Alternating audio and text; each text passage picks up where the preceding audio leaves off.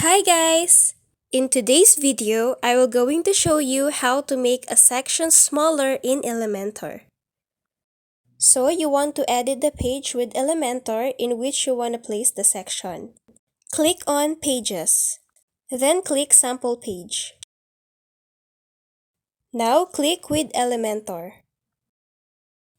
Tap the Add New icon to a new section. Select the number of column you want. Click on Edit Section icon.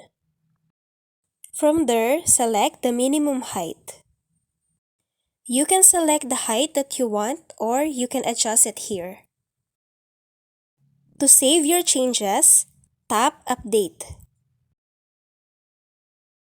It's done! Thank you for watching this video. For more videos like this, like and subscribe.